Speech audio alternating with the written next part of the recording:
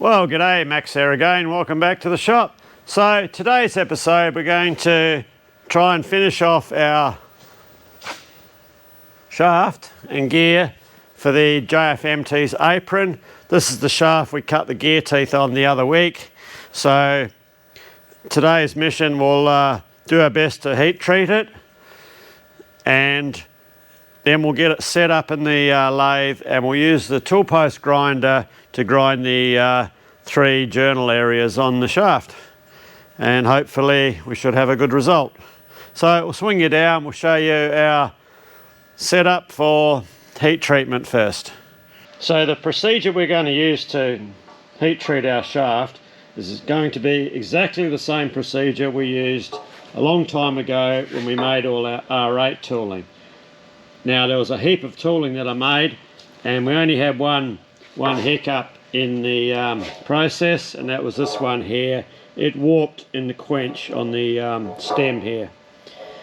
So fingers crossed doesn't happen with this gear, because we've only got one of them. So I am hoping to just bring the hardness up a little bit. Somewhere in the high 40s would be really nice. Mid 40s would be nice. At present it's approximately 30 or just a fraction below 30 Rockwell. So let's get it set up in its rotating jig, and we'll get some heat applied to it. And as with the R8 tooling, we'll heat it till it gets to its non-magnetic state, and that's when we will quench it. So here's our setup with the part nestled in between a couple of fire bricks, and we'll be using our trusty old Vevor magnetic base drill to rotate the part while we heat it, to keep the heat as even as we can, and then we'll quench it in our little quench tank. So the drill is on its slowest speed,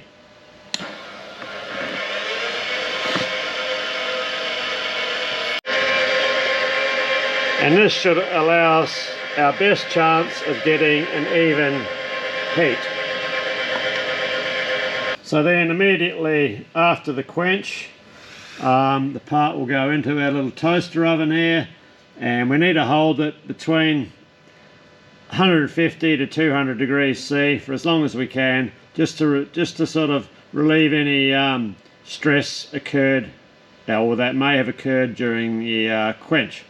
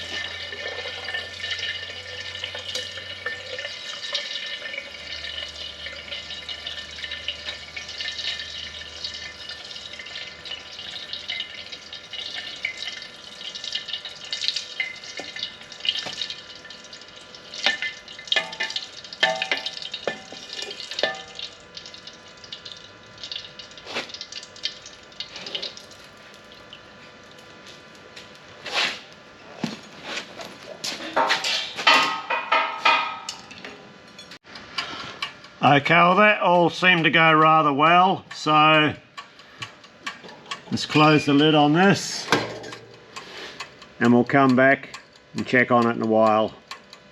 So we got our shaft out of the oven now. It's looking very good. We had it in there for 1 hour, in between 150 and 200 degrees C. So I might just go and give it a quick clean up on the wire wheel and then clean out the centres, and we'll head over to the lathe and get her ground up. So considering it was not like wrapped as you traditionally would with a lot of stuff, and it wasn't protected from oxidisation, it's actually come up very well. So let's see how we went with hardness. So the 40 before was biting in because we knew it was below 40, and that's not even looking at it. So we're heading in the right direction. We've got a 50, what's this one? This one's a 45. So as I said before, if we were come out somewhere between 45 and 50, I'll be really happy.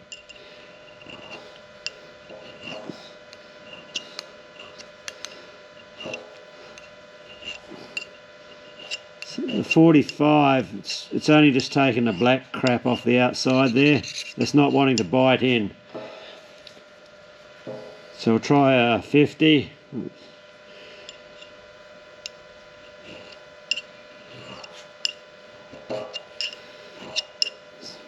Same goes. This thing's come up really hard.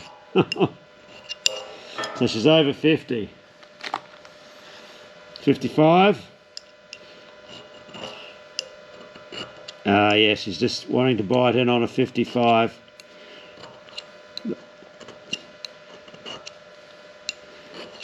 Only just. So we wanted between 40 and 50, closer to 50. We're looking like we're closer to 55. Whoops, bumped the camera. I'll try it down here. Yes, that's 55 is biting in. This 50's biting in down there too, down this area. 40's got no hope. So, okay, we're in a reasonable position there. She's come up quite hard. So let's get her over to the lathe. We'll get her set up. As I said, once I've dressed up the centres, and we'll get it ground up. Just checking the teeth.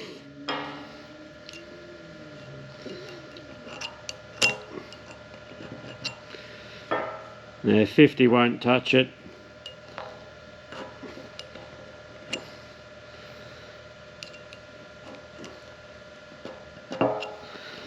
The 55's trying to bite in, so it's in between. It's around the 50.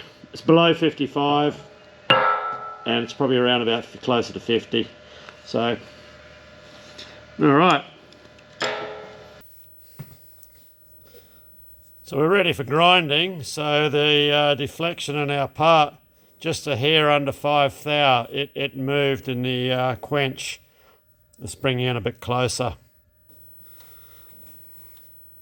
Yeah, just it's only a hair under 5 thou. So we've got a bit over 10 thou grinding allowance, probably 12 or 13 thou grinding allowance on this, so we'll have no problem whatsoever.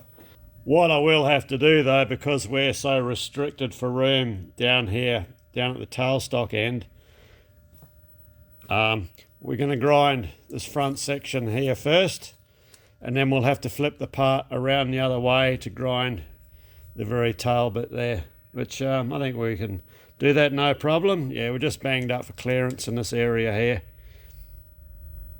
So the other way you can get around that is you can dress a bit of an angle on your wheel and angle the whole grinder around a bit, we'll just flip our part over. It's between centres, so it will still be plenty concentric enough for this shaft.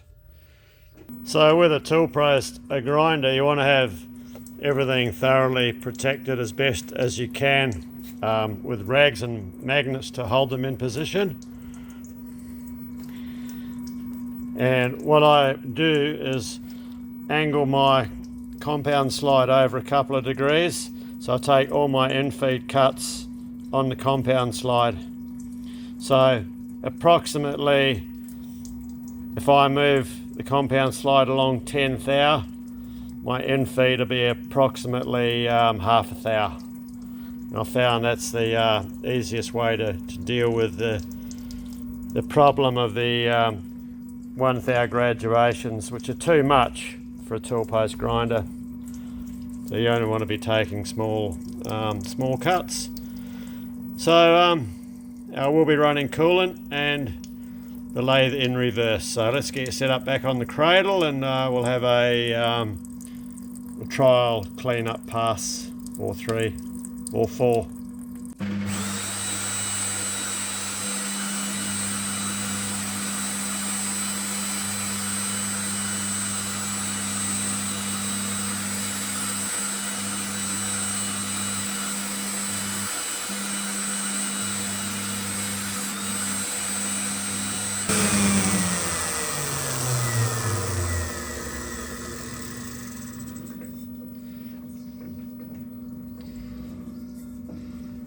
Okay, we've got a way to go before we get a full cleanup.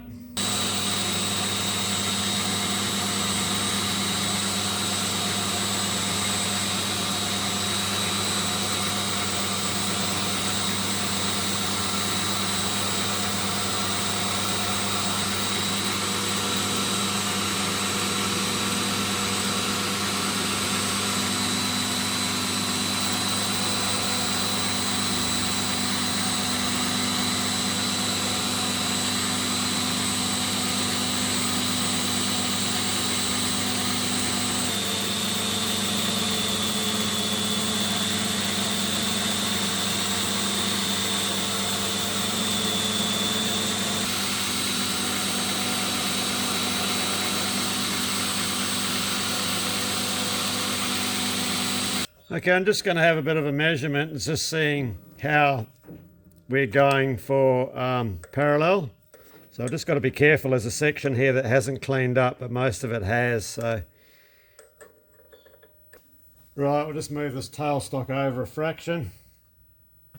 Okay, so we'll take a trial cut, and we should see sparks on this area here, and it should fade out down the pinion end.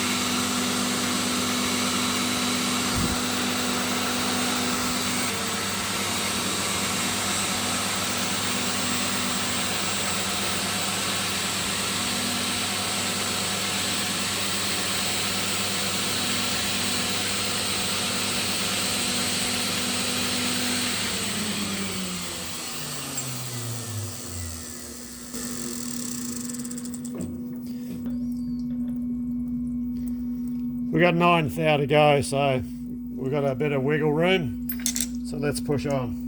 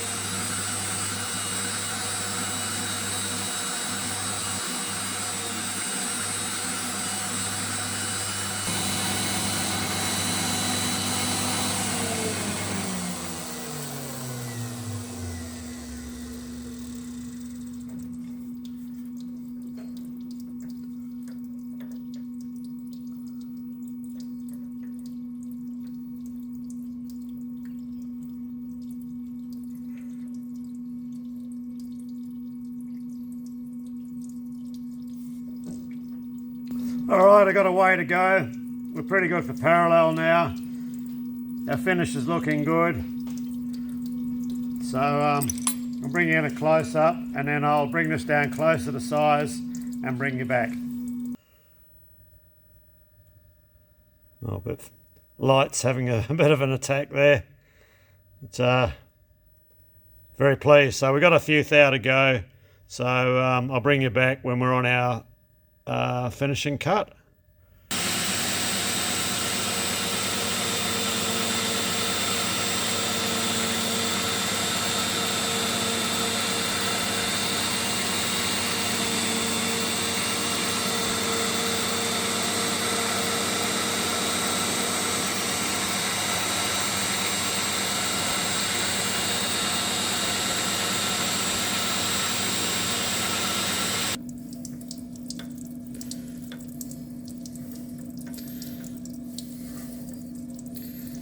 We're there.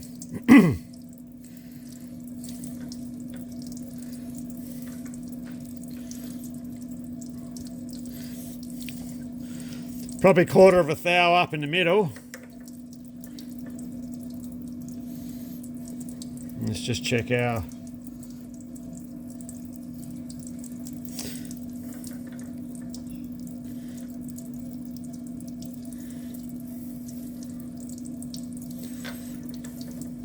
well, maybe not. No.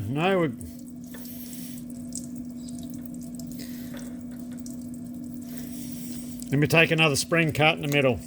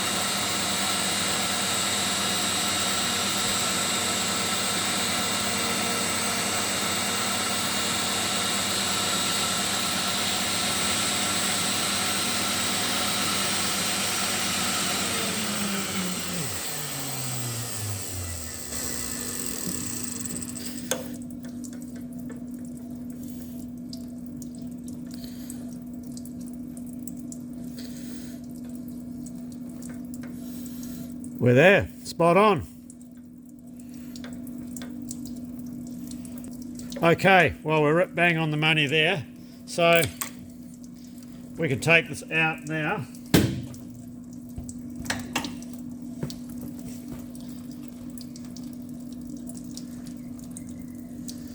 And our finish is excellent, very.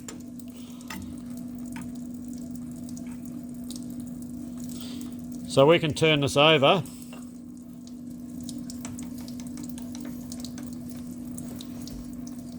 Get you readjusted. and then we can grind this end here. So we've got a 11th thou to come off this journal here.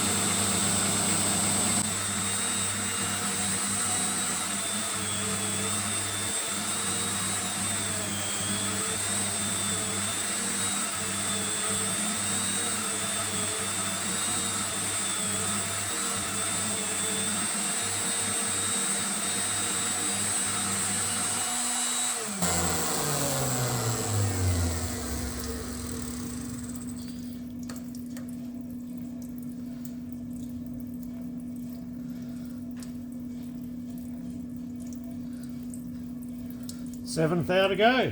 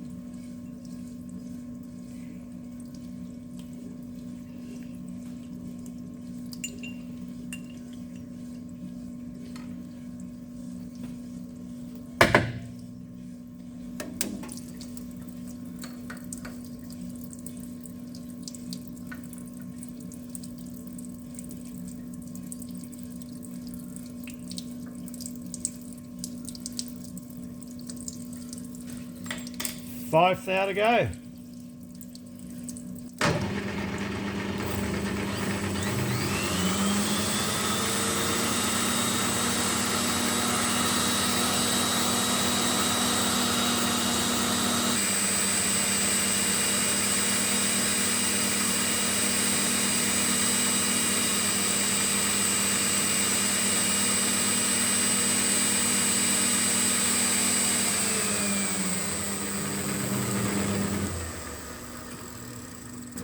Well, we should be there, I think.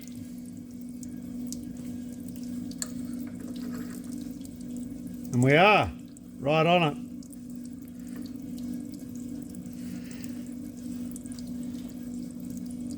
So,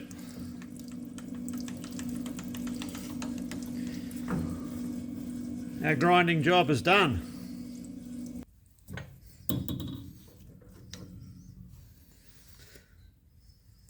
Let's get it on the bench. Okay, so we're at the bench. It's just my welding bench, not a $10,000 Starrett inspection bench. You never know, one day. No, it'll never happen. So we've had a really good result with our grinding. Couldn't have come out better.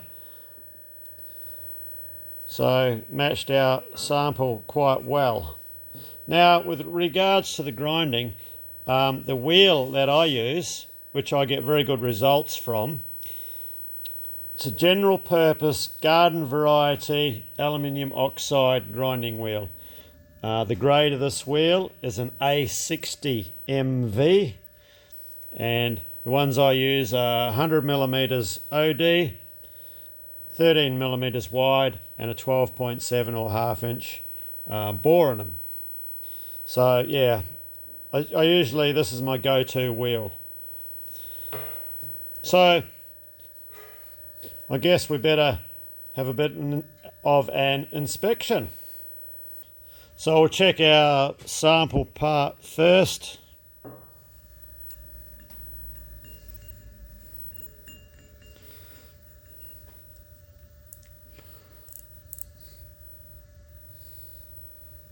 So that comes in at 984 thou and 2 or 3 tenths change. And of course our part,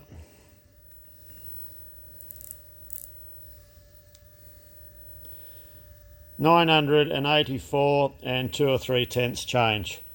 So good result there. And the opposite end,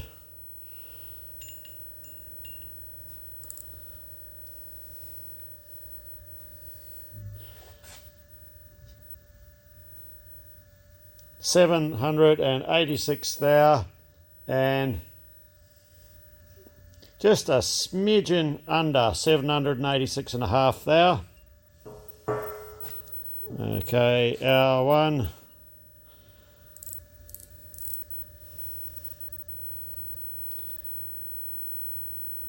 And the same, just a smidgen under 786 thou. So we hit our target sizes spot on. So we do have a couple of interesting projects coming up, little jobs. So this shaft here has a seal groove in here, which is heavily worn, and there'll be the same thing at this end here. This still has a seal in it. So what I'm going to look at doing with this one is getting out our eutectic, the Rototec torch, and we're going to look at doing the possibility of doing a flame spray build-up in here. I'll have to check to make sure this is machinable. I'm not sure how hard it is yet, but we'll look at that. And the other one that we have to look at, these turntable rollers. These are very old and irreplaceable. You cannot get them anymore. So it's a hardened and ground, slightly convex profile on it, and we need to take care of this rusted out area on both rollers. Now, so you can't get these anymore, and these are same. They're like the hardness of a bearing, a spherical bearing race, but these are little turntable rollers. So we need to be able to reclaim these, and I think reclaiming them is going to be a lot cheaper than remanufacturing new ones. They're for an old, we'll just call it a little turntable off a tractor. This enables it to be rotated round different angles and 180 degrees. PDQ if you got someone from the opposite side coming up, sneaking up behind you, I guess. So yeah, so I need to look at doing this in the best possible way that puts the least amount of heat into the part. So that'll be another interesting one coming up. Yeah, so we'll close this one out here. If you go back, if you're interested in tool post grinding and you're having issues with it or want to know a bit more about it, I didn't really go into too much detail in this video about the actual grinding process, but if you go back to when I made the R8 tooling for the Bridgeport, when I was doing all of the grinding, pretty well everything you're going to want to know about tool post grinding will be in those videos.